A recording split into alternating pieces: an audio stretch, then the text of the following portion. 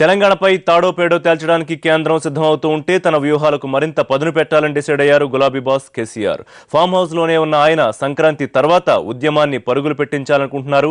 తెలంగాణలో టీఆర్ఎస్ బలాన్ని పెంచే దిశగా కసరత్తు మొదలుపెట్టారు.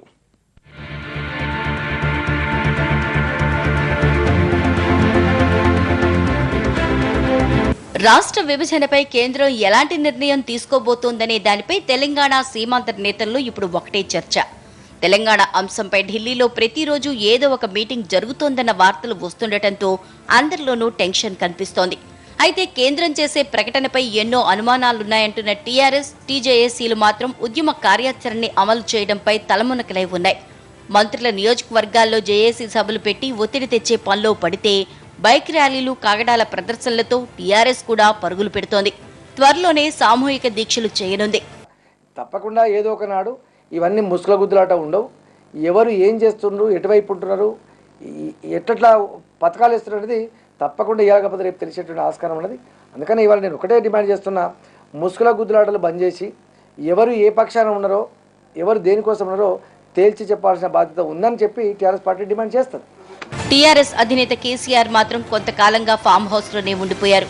అఖిలపక్షం తర్వాత కేంద్రం తెలంగాణ ఇవ్వదని, ప్యాకేజీలే ఇస్తుందని చెప్తున్న ఆయన ఉద్యమాన్ని ఉధృతం చేయాలనుకుంటున్నారు. జనవరి 30న మహబూబ్నగర్ జిల్లా వనపర్తిలో భారీ బహిరంగ సభకు కసరత్తు చేస్తున్నారు. తెలంగాణపై కేంద్రం సానుకూల ప్రకటన చేయకపోతే మాత్రం ఈ సభలోనే కార్యాచరణని కేసీఆర్ ప్రకటించనున్నారు. తెలంగాణ రైతాంగం పట్ల ఈ ప్రభుత్వానికి ఎంత కక్ష ఉందో, ఎంత వివక్ష ఉందో, ఏ రకంగా ఈ ప్రభుత్వం కిరణ్ కుమార్ రెడ్డి గారి సర్కారు తెలంగాణ రైతాంగం మీద కత్తిగట్టిందో నిన్నటి కరువు మండలాల ప్రకటనతో మళ్ళీ ఒక్కసారి స్పష్టంగా తేలిపోయింది. 234 మండలాలను రాష్ట్రంలో కరువు మండలాలుగా గుర్తిస్తే కేవలం 16 మండలాలను మాత్రమే తెలంగాణలో కరువు మండలాలుగా గుర్తించడం అంటే దీన్ని ఏ రకంగా రాష్ట్ర ప్రభుత్వం సమర్థించుకుంటుంది, ఏ రకంగా తెలంగాణ మంత్రులు, ఇవాళ ప్రభుత్వంలో భాగస్వాములైన తెలంగాణ నాయకులు ఏ రకంగా దీన్ని సమర్థించుకుంటారని మేము అడుగుతా ఉన్నాం. ఇప్పటికే ఉత్తర తెలంగాణలో టీఆర్ఎస్ బలంగా ఉండటంతో దక్షిణ తెలంగాణలోనూ బలోపేతం చేయడానికి కేసీఆర్ ప్రయత్నిస్తున్నారు. వనపర్తిలో బహిరంగ సభ ముగిసిన తర్వాత బస్సు యాత్ర చేయాలని కేసీఆర్ నిర్ణయించుకున్నారు. అయితే ఇప్పటివరకు బస్సు యాత్రపై క్లారిటీ రాలేదు. ఫిబ్రవరి మొదటి వారంలో మహబూబ్నగర్ జిల్లా నుంచే ఈ బస్సు యాత్రను మొదలు పెడితే ఎలా ఉంటుందనే దానిపై పార్టీలో చర్చ జరుగుతోంది.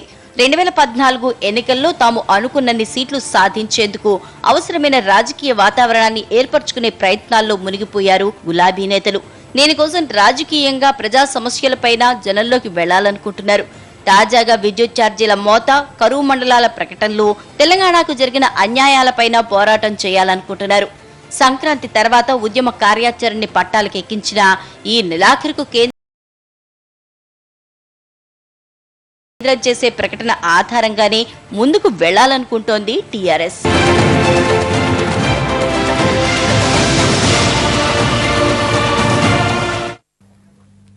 ముఖ్యమంత్రి కిరణ్ కుమార్ రెడ్డి తూర్పుగోదావరి జిల్లా పర్యటన ఉత్సాహంగా సాగింది. కాకినాడలో బీచ్ ఫెస్టివల్ కు హాజరైన సీఎం ఐటీ సెజ్ శిల్పారామాలను ప్రారంభించారు. ప్రభుత్వ ఉద్యోగాల కోసం వెంపర్లాడొద్దని, ప్రైవేటు రంగంలో ఉన్న అవకాశాలను కూడా ఉపయోగించుకోవాలని యువతకు సందేశమిచ్చారు. ఐటీ సెజ్ తో తొలి దశలో 1000 మంది వరకు ఉపాధి లభిస్తుందన్నారు సీఎం.